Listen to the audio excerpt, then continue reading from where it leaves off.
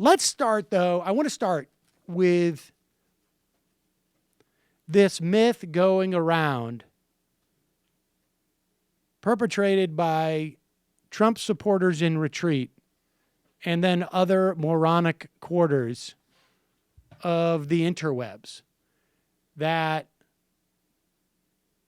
this ban was a function of an Obama ban from these 7 countries.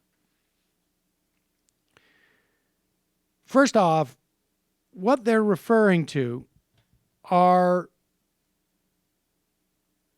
2016 Department of Homeland Security regulations that became a bill, I guess, or that were interpreted from a bill, the Visa-Waiver Program Improvement and Terrorist Travel Protection Act of 2015. That was a separate bill that never made it out of the House, but whose but the elements of which were rolled into an omnibus budget that Obama signed.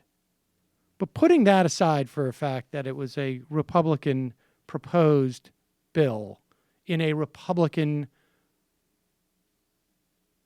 passed budget bill that Obama could have sank the whole budget bill if he wanted to prevent that one part of it.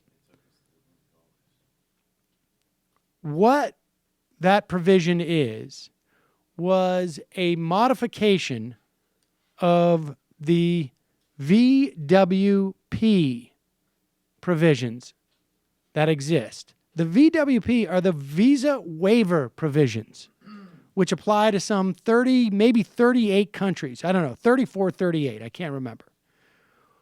Mostly European countries and Japan. And it basically says you don't need a visa to come into the United States. You just need to show your passport when you get to customs. The 7 countries that were named in Trump's immigration ban, that is apparently not an immigration ban, according to them.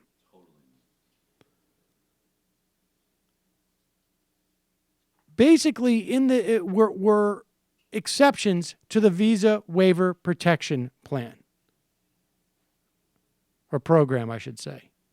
Visa waiver program. So in other words, if you came from one of those 34 countries and went directly to the United States, you didn't need a visa. If for some reason you went first to one of these 7 countries and then were headed to the United States, you needed to get a visa. That's it. You're not prevented from entering. You are, I guess, there's an increase in scrutiny insofar as you got to get a visa. I can't remember off the top of my head how many countries that Americans need to get visas for to go to. I know, like, maybe.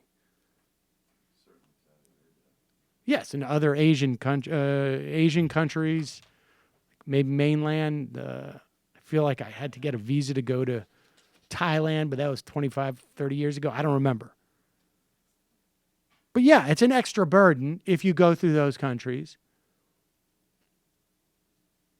But it's also one that just puts you on the radar if you have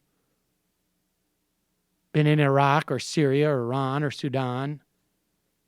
I guess it's also Yemen or Libya and Somalia. That's it. It just changes the eligibility requirements for people who already are allowed to come into the country without a visa. It just now means you need to get a visa. That was it. Had nothing to do with banning. Had nothing to do with banning refugees. And it is, I mean, I understand why Sean Spicer says this crap, because he's working for a pathological liar and needs to work it out. But if you're not working for a pathological liar and you're promoting this stuff, you're either an idiot or you're also a liar. I mean, that's just the reality of it. So,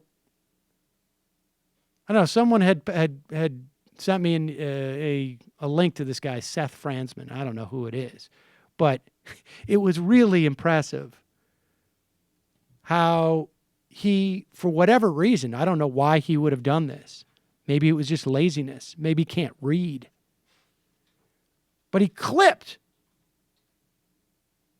the part of the legislation that said